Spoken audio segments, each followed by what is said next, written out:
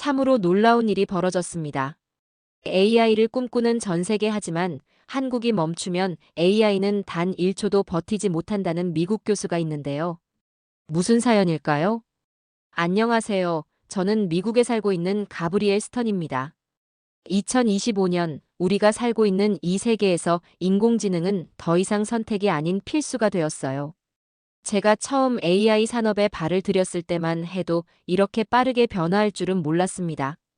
지금은 의료, 금융, 군사, 교육, 심지어 감정 분석에 이르기까지 AI가 세계를 완전히 재설계하고 있어요.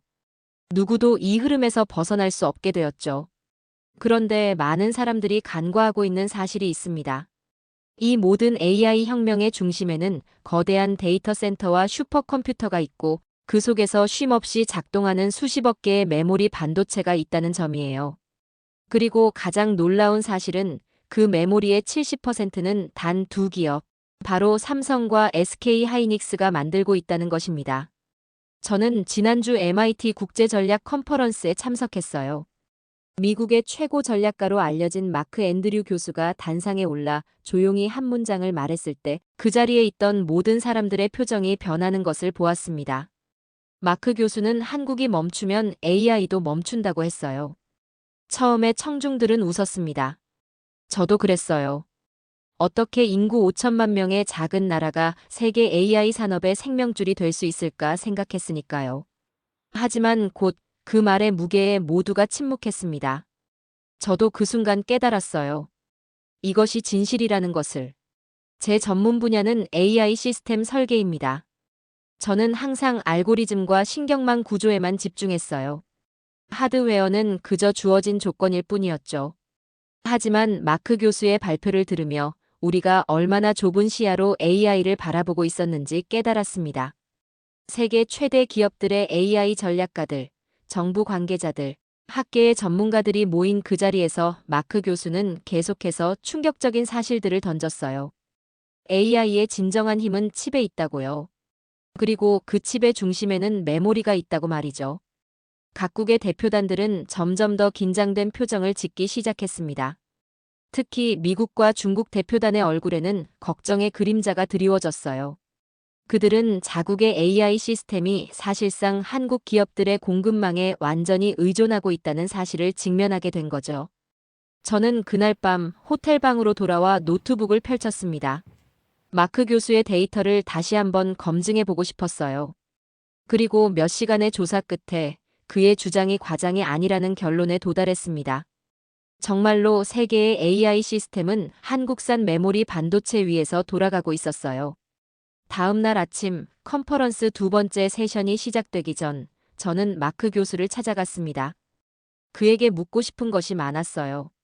특히 이런 상황이 앞으로 어떻게 전개될 것인지에 대해서요. 그가 커피를 마시며 저를 바라보았을 때 그의 눈에는 우리가 목격하고 있는 역사적인 순간에 대한 깊은 통찰이 담겨 있었습니다. 마크 교수와의 아침 대화는 제 AI에 대한 이해를 완전히 바꿔놓았습니다. 교수는 AI에 대한 근본적인 오해를 지적했습니다. 많은 사람들이 AI를 두뇌에 비유하지만 사실은 그렇지 않다고 했어요. 기억이 없으면 생각도 없다는 것이 그의 설명이었습니다.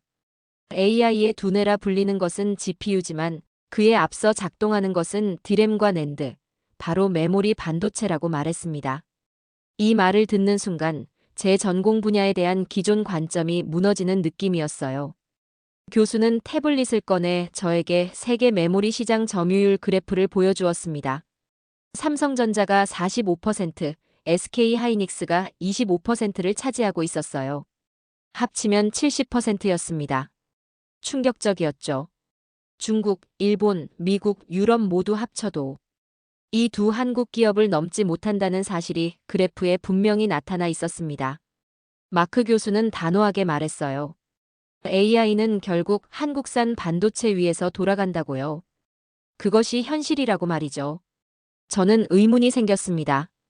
정말 이런 사실이 세계 전략가들 사이에서도 간과되고 있었던 걸까요? 교수에게 물었더니 그는 웃으며 대답했어요. 대부분의 AI 전문가들은 소프트웨어와 알고리즘에만 집중하고 하드웨어, 특히 메모리 공급망에 대해서는 깊이 생각하지 않는다고요. 저 역시 그런 전문가 중 하나였다는 사실이 부끄러웠습니다. MIT 컨퍼런스의 두 번째 세션이 시작되기 전 휴식 시간에 여러 국가의 대표들이 마크 교수 주변으로 모여들었어요. 특히 미국과 중국 대표단의 질문이 날카로웠습니다. 그들은 이 상황을 어떻게 해결할 수 있는지 물었어요. 교수의 대답은 간단했습니다. 단기적으로는 해결책이 없다고요. 메모리 반도체 공장 하나를 세우는 데만 수년이 걸리고 수십억 달러가 필요하니까요. 대표단들의 얼굴에 걱정이 깊어졌습니다. 저도 그들의 마음을 이해할 수 있었어요. 자국의 AI 경쟁력이 사실상 다른 나라의 손에 달려 있다는 건 국가 안보 차원에서도 큰 문제였으니까요. 저는 점심시간에 MIT 전자공학과 교수들과 이 문제에 대해 더 깊은 대화를 나눴습니다. 그들도 이 상황을 인정했어요. 한 교수는 미국이 자체 메모리 생산을 확대하려는 노력을 하고 있지만 기술 격차가 너무 크다고 설명했습니다. 다른 교수는 이것이 단순한 기술 문제가 아니라 수십 년간 축적된 노하우와 생태계의 문제라고 지적했어요. 오후 세션에서 마크 교수는 더 충격적인 데이터를 공개했습니다. AI 학습에 필요한 고성능 메모리의 90%가 한국에서 생산된다는 사실이었어요. 청중들 사이에서 낮은 탄식이 흘러나왔습니다. 저도 놀라지 않을 수 없었죠. 모두가 같은 질문을 던졌어요. 이제 어떻게 해야 하냐고요? 대답은 명확했습니다. 한국과의 협력을 강화하고 동시에 대안적 공급망을 구축하는 것이었죠.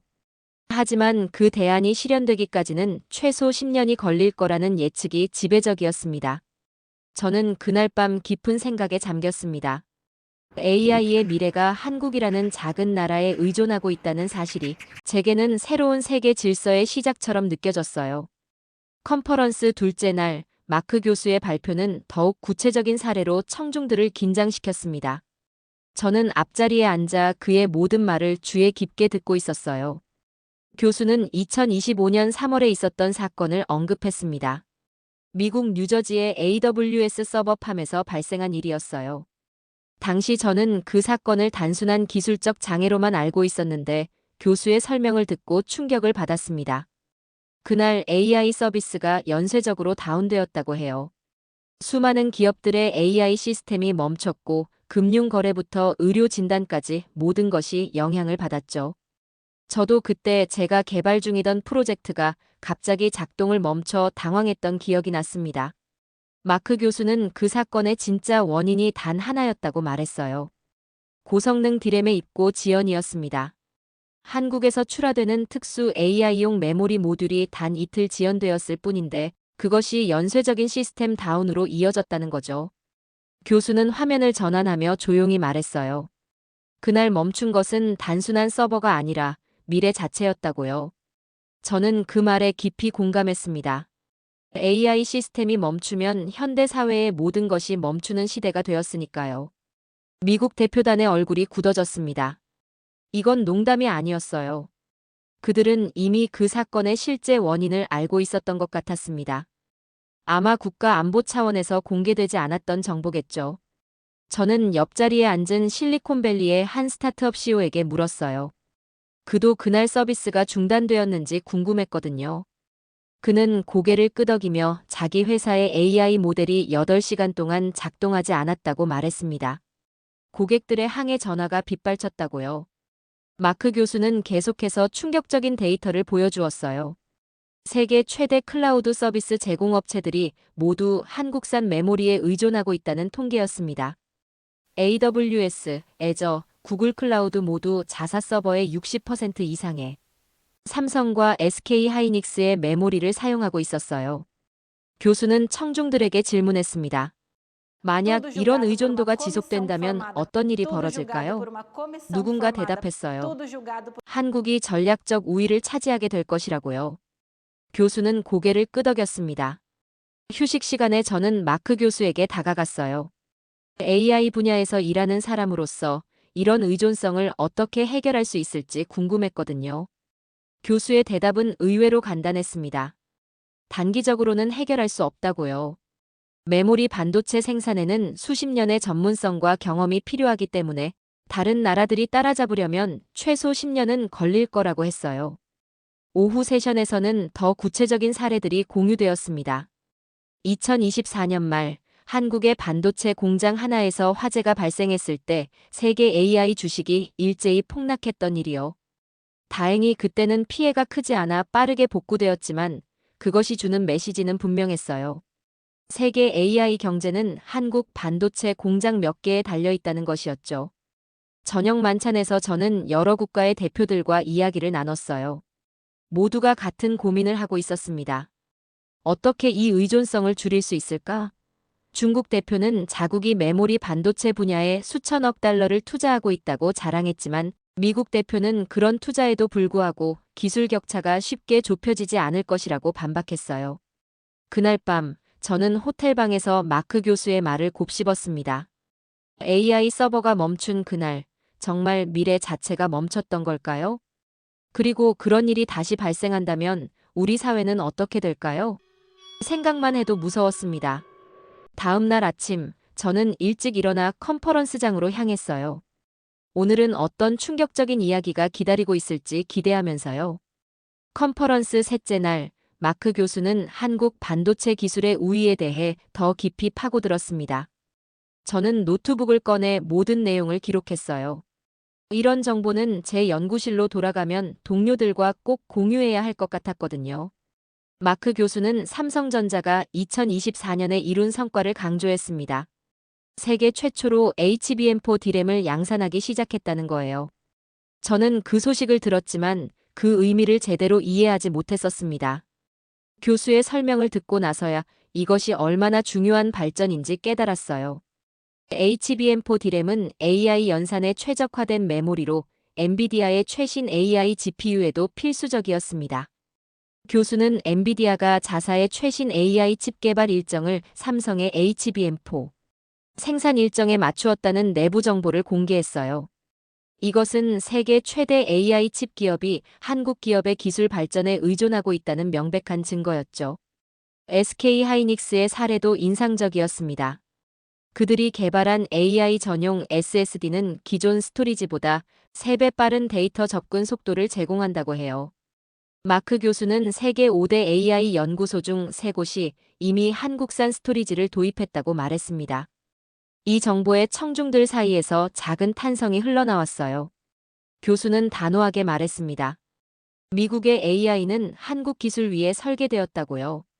중국이 열심히 추격하고 있지만 아직 세대를 넘지 못했다고 덧붙였습니다.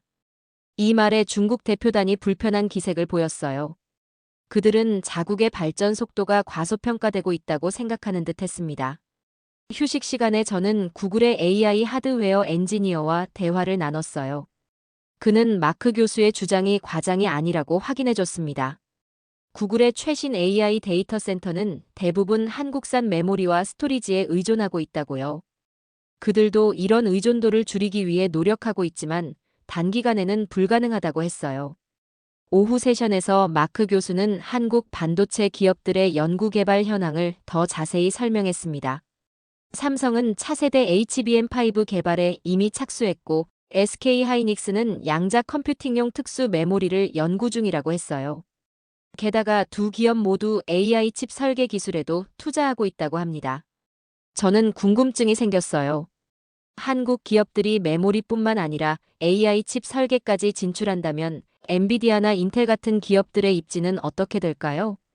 교수에게 물었더니 그는 미소를 지으며 대답했습니다.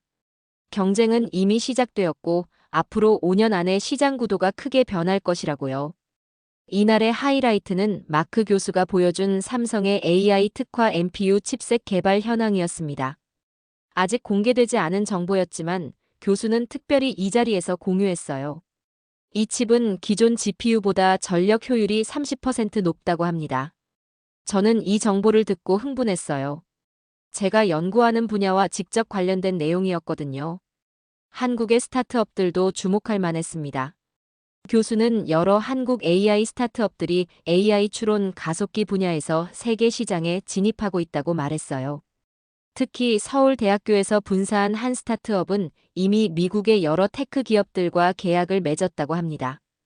저녁 식사 자리에서 저는 한국 대표단과 이야기를 나눌 기회가 있었어요.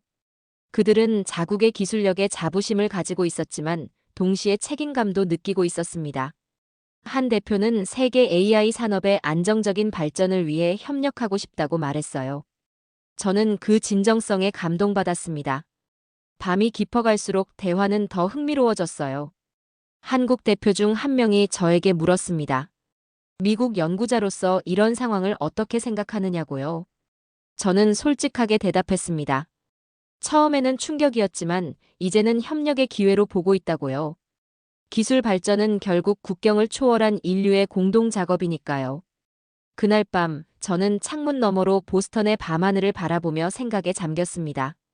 세계의 AI 기술이 한국의 작은 반도체 칩에 의존하고 있다는 사실이 이상하게도 저에게 희망을 주었어요. 이것이 바로 인류가 서로 의존하며 함께 발전해 나가는 모습이 아닐까요? 컨퍼런스 넷째 날, 분위기는 한층 무거워졌습니다. 이제 모든 참가자들이 현실을 직시하고 있었어요. 마크 교수의 발표는 오늘 더욱 강렬했습니다. 그는 무대 위에서 작은 반도체 칩을 들어올리며 말했어요. 이 조그만 조각 하나에 수천 개의 AI가 저장된다고요. 감정, 기억, 판단, 행동 모두 이 안에 있다고 했습니다. 그리고 날카로운 질문을 던졌어요. 그걸 만드는 나라가 단 하나뿐이라면 어떻게 될까요? 청중은 숨을 죽였습니다. 저도 그 작은 칩을 바라보며 깊은 생각에 잠겼어요. 제가 개발하는 AI 알고리즘들, 제 동료들이 연구하는 복잡한 신경망 구조들, 그 모든 것이 결국은 이 작은 칩 위에서 돌아가고 있었습니다. 마크 교수는 스크린에 영상을 보여주었어요. 삼성의 평택 공장과 SK 하이닉스의 이천 캠퍼스였습니다. 세계 최대의 메모리 반도체 생산 단지죠. 그 영상을 보면서 저는 처음으로 그 규모를 실감했습니다. 거대한 공장들, 첨단 장비들, 수천 명의 엔지니어들. 이곳에서 출하되는 작은 칩들이 세계의 AI 시스템을 움직이고 있었어요. 교수는 계속해서 충격적인 통계를 공개했습니다. 세계 AI 서버의 80%가 한국산 메모리에 의존하고 있다는 거예요. 게다가 고성능 AI 학습용 서버는 그 의존도가 90%에 달한다고 했습니다. 미국, 중국, 유럽의 대표단들이 불편한 기색을 감추지 못했어요. 휴식 시간에 저는 MIT 동료 교수들과 이 문제에 대해 토론했습니다. 한 교수는 이것이 단순한 기술적 문제가 아니라 지정학적 문제라고 지적했어요. 다른 교수는 미국이 반도체 자립을 위해 칩스법을 통과시켰지만 그 효과가 나타나기까지는 최소 10년이 걸릴 것이라고 예측했습니다. 오후 세션에서 마크 교수는 더 깊은 철학적 질문을 던졌어요. 메모리 없는 AI는 망상에 불과하다고 말입니다. 그는 인간의 뇌도 마찬가지라고 설명했습니다. 기억이 없다면 생각도 의식도 존재할 수 없다고요. AI의 발전이 메모리 기술의 발전과 직결되어 있다는 사실을 강조했어요. 이 말은 저에게 깊은 인상을 남겼습니다. 제가 연구하는 AI 알고리즘들이 아무리 정교해도 그것이 구현될 수 있는 물리적 기반이 없다면 무의미하다는 거였으니까요.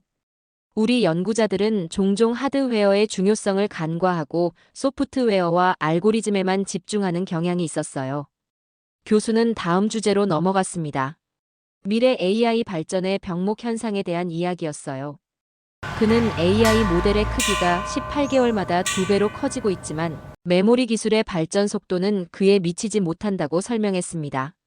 이대로라면 조만간 AI 발전이 메모리 한계에 부딪힐 것이라고요. 이 문제에 대한 유일한 해결책은 혁신적인 메모리 기술의 개발이라고 했어요.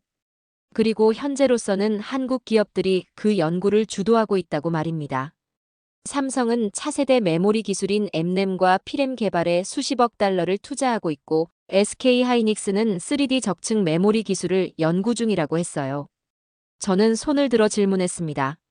미국이나 중국이 이 기술 격차를 따라잡을 가능성은 없는지 궁금했거든요. 교수의 대답은 냉정했습니다. 기술적으로는 가능하지만 현실적으로는 매우 어렵다고요. 메모리 반도체 생산은 수십 년간 축적된 노하우와 생태계가 필요한 분야이기 때문에 단기간에 따라잡기는 불가능하다고 설명했어요. 저녁 식사 자리에서는 여러 국가의 대표들이 이 문제에 대한 해결책을 논의했습니다. 미국 대표는 한국과의 전략적 동맹을 강화해야 한다고 주장했고, 유럽 대표는 공동 연구 프로젝트를 제안했어요. 중국 대표는 자국의 반도체 산업에 대한 투자를 더욱 확대할 것이라고 말했습니다. 밤이 깊어갈수록 대화는 더 솔직해졌어요. 한 미국 기업의 CEO는 저에게 속삭였습니다. 그들은 이미 한국 기업들과 장기 공급 계약을 맺기 위해 비밀 협상을 진행 중이라고요. 모두가 같은 생각을 하고 있었던 겁니다. 메모리 공급망을 확보하는 것이 AI 경쟁력의 핵심이라는 사실을요. 그날 밤, 저는 호텔방에서 오늘 들은 모든 이야기를 정리했습니다. 메모리 없는 AI는 망상에 불과하다. 이 말이 계속 머릿속에 맴돌았어요. 우리가 AI의 미래에 대해 이야기할 때 알고리즘과 모델 구조만큼이나 메모리 기술에 대해서도 이야기해야 한다는 사실을 깨달았습니다.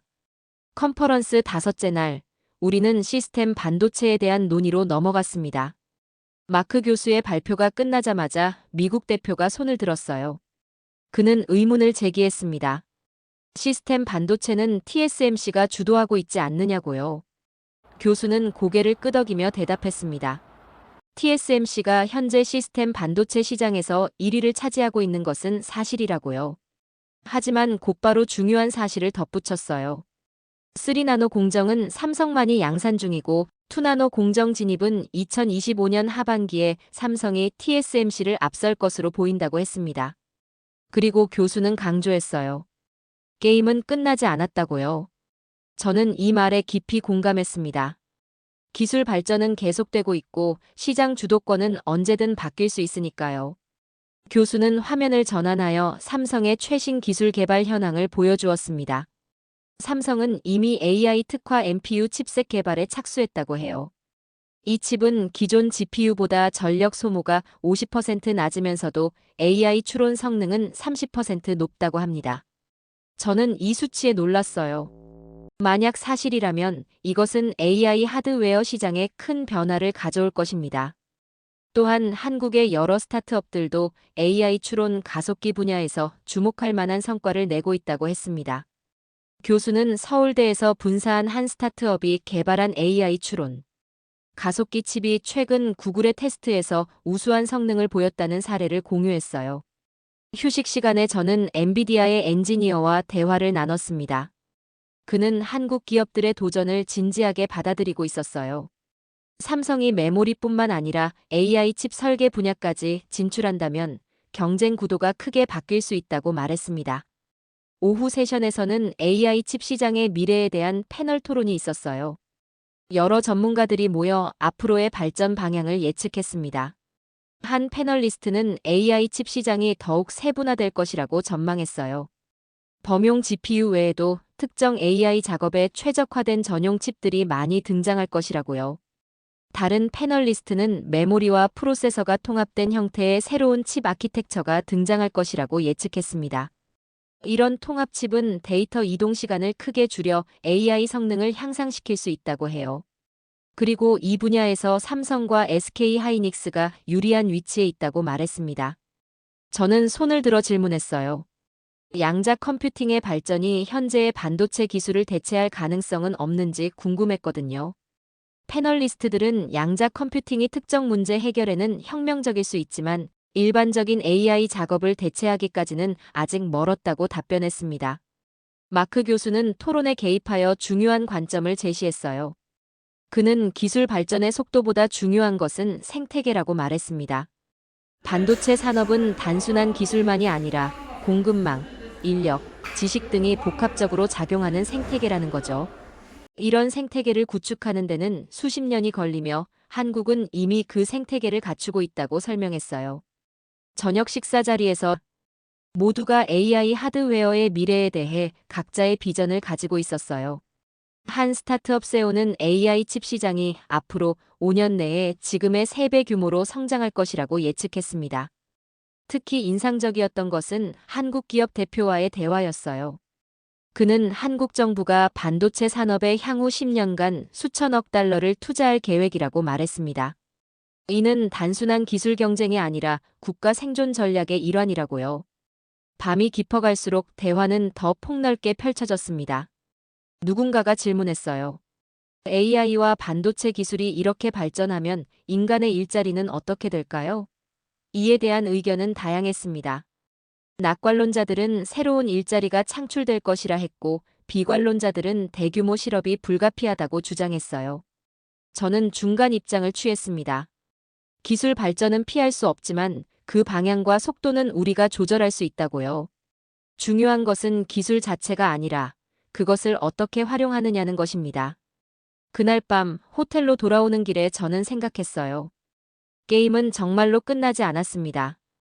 오히려 새로운 게임이 시작되고 있었죠. 그리고 그 게임의 규칙은 계속해서 바뀌고 있었습니다. 한국, 미국, 중국, 유럽. 모두가 이 게임의 중요한 플레이어들이었고 어느 누구도 결과를 확신할 수 없었어요.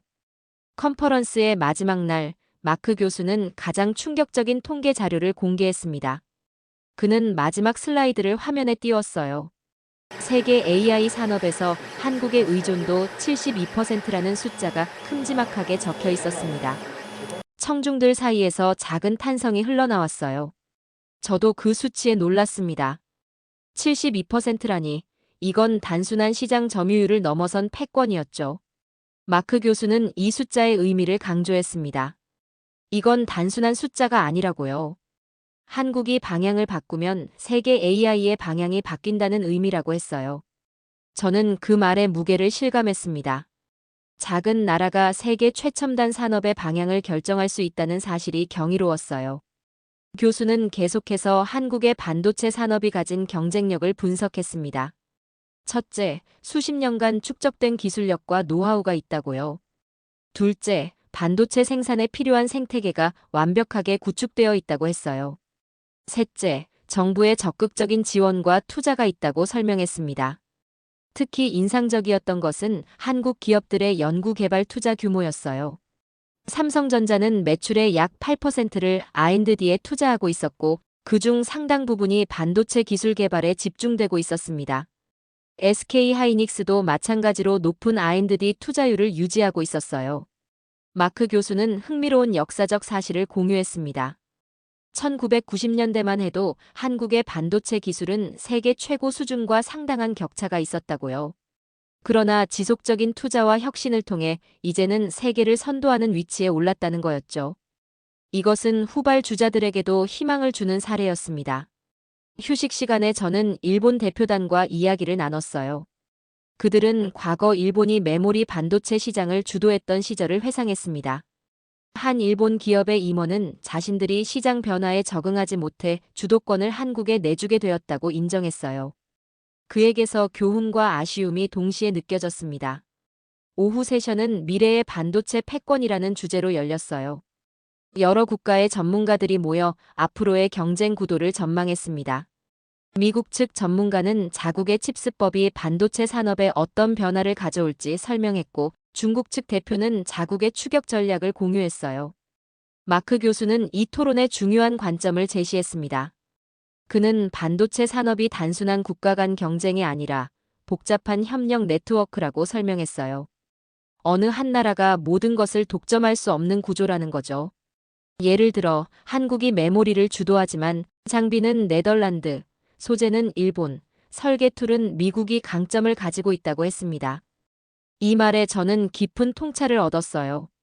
기술 패권이란 결국 상호 의존의 네트워크 속에서 핵심적인 위치를 차지하는 것이구나 싶었습니다. 한국은 작은 나라지만 이 네트워크에서 가장 중요한 노드 중 하나를 장악하고 있었어요. 저녁 만찬은 특별했습니다. 각국 대표들이 모여 컨퍼런스의 마지막을 축하했어요. 식사 중에 저는 한국 대표단 테이블에 초대받았습니다. 그들과 직접 대화할 수 있는 기회였죠. 한국의 반도체 협회장은 저에게 흥미로운 이야기를 들려주었어요. 한국이 메모리 반도체에 집중하게 된 것은 처음부터 계획된 전략이 아니었다고요.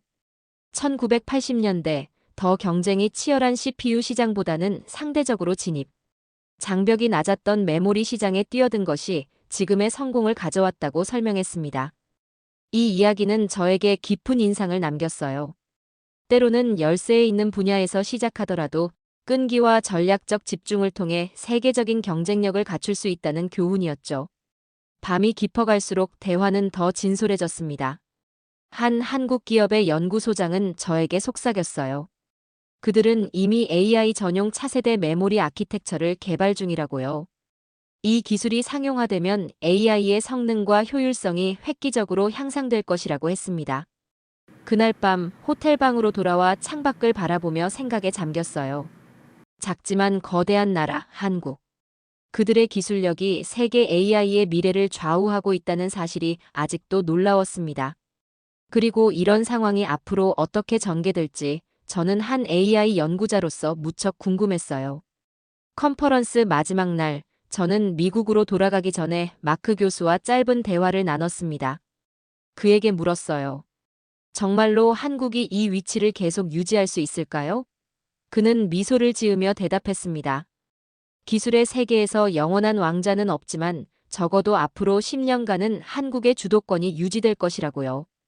그리고 그 이후에도 한국은 여전히 핵심 플레이어로 남을 것이라고 말했습니다. MIT 컨퍼런스가 끝나고 보스턴을 떠나기 전 저는 마지막으로 마크 교수와의 개인적인 대화 시간을 가졌습니다. 캠퍼스 내 작은 카페에서 만난 우리는 이번 컨퍼런스의 의미와 앞으로의 전망에 대해 이야기를 나눴어요. 마크 교수는 커피를 한 모금 마시고 조용히 말했습니다. 한국은 작은 나라입니다. 면적으로는 세계 109위에 불과하고 인구도 5천만 명이 조금 넘을 뿐이죠. 하지만 그 자금 속에 세계의 심장이 뛰고 있다고 했어요. 기억하라고 했습니다. 한국이 멈추면 AI도 멈춘다고요. 그리고 세계도 멈춘다고 말이죠. 저는 이 말에 깊은 공감을 느꼈어요. 일주일간의 컨퍼런스를 통해 저는 한국 반도체 산업의 중요성을 새롭게 인식하게 되었거든요. 과거에는 알고리즘과 소프트웨어만이 AI의 핵심이라고 생각했지만 이제는 하드웨어, 특히 메모리의 중요성을 깨달았습니다. 교수에게 물었어요. 왜 이런 사실이 지금까지 잘 알려지지 않았는지 궁금했거든요. 그는 웃으며 대답했습니다. 화려한 AI 서비스와 응용 프로그램들이 주목을 받지만 그 기반이 되는 하드웨어는 보이지 않는 곳에서 묵묵히 작동하기 때문이라고요. 사람들은 늘 보이는 것에만 관심을 갖는 경향이 있다고 했습니다. 저는 다른 질문을 던졌어요. 만약 한국의 반도체 공급이 어떤 이유로든 중단된다면 세계는 어떻게 대응할 수 있을까요? 교수의 표정이 심각해졌습니다. 단기적으로는 대안이 없다고요. 세계 각국은 비상재고를 가지고 있지만 그것도 몇 개월을 넘기지 못할 거라고 했어요. 그 이후에는 교수는 말을 멈추고 창밖을 바라보았습니다. 이 대화는 저에게 깊은 인상을 남겼어요. AI 연구자로서 저는 항상 소프트웨어와 알고리즘의 혁신에 집중해왔습니다. 하지만 이제는 하드웨어, 특히 메모리 기술의 발전에도 깊은 관심을 가져야겠다고 결심했어요. 마크 교수는 마지막으로 흥미로운 전망을 공유했습니다. 앞으로 AI와 반도체 기술의 융합이 더욱 가속화될 것이라고요. AI가 반도체 설계를 최적화하고 새로운 반도체는 더 강력한 AI를 가능하게 하는 선순환 구조가 만들어질 것이라고 했어요. 그리고 그 중심에 한국이 있을 것이라고 말했습니다. 메모리 반도체에서 쌓은 기술력과 경험을 바탕으로 한국 기업들은 AI 특화 반도체 시장에서도 선두주자가 될 가능성이 높다고요. 이미 삼성과 SK 하이닉스는 이 방향으로 전략을 수립하고 투자를 확대하고 있다고 했습니다. 보스턴 공항으로 향하는 택시 안에서 저는 이번 컨퍼런스에서 배운 모든 것을 정리해 보았어요. 한국의 반도체 기술이 세계 AI 산업의 근간이라는 사실. 그리고 그 의존도가 앞으로 더 높아질 수도 있다는 전망. 이것은 단순한 기술적 사실을 넘어 새로운 세계 질서의 단면을 보여주는 것 같았습니다. 비행기에 오른 후 저는 노트북을 펼쳐 이번 컨퍼런스에서 얻은 통찰을 바탕으로 새로운 연구 계획을 세웠습니다. AI 알고리즘과 메모리 아키텍처의 최적화에 관한 연구였어요. 소프트웨어와 하드웨어의 경계를 넘나드는 이 연구가 AI의 미래에 작은 기여라도 할 수 있기를 바랐습니다. 창밖으로 구름 위의 풍경을 바라보며 저는 다시 한번 마크 교수의 말을 떠올렸어요. 한국이 멈추면 AI도 멈춘다. 그리고 세계도 멈춘다. 이제 저는 이 말의 의미를 온전히 이해했습니다. 세계는 점점 더 연결되고 의존적이 되어가고 있었어요. 어느 한 나라, 한 기업, 한 기술이 독립적으로 존재할 수 없는 시대가 되었습니다. 작은 나라 한국이 세계 AI의 심장이 된 것처럼 미래에는 또 다른 나라가 다른 핵심 기술의 중심이 될 수도 있겠죠. 비행기가 고도를 높이며 저는 창밖에 구름 위로 펼쳐진 광활한 하늘을 바라보았습니다. 그 끝없는 공간처럼 AI와 반도체 기술의 발전에도 한계가 없을 것 같았어요. 그리고 그 여정에서 한국이라는 작지만 거대한 나라가 중요한 역할을 계속해서 담당할 것이라고 확신했습니다. 뉴욕의 연구실로 돌아가는 길, 저는 동료들에게 이번 컨퍼런스에서 배운 모든 것을 공유할 계획을 세웠어요. 그리고 우리의 AI 연구도 하드웨어의 현실을 고려하는 방향으로 조정해야겠다고 생각했습니다. 한국이 멈추면 AI도 멈춘다. 그 말은 이제 제게 단순한 경고가 아니라 새로운 세계 질서를 이해하는 열쇠가 되었습니다. 오늘 사연은 여기까지입니다. 내용이 흥미로우셨다면 좋아요와 구독 부탁드립니다.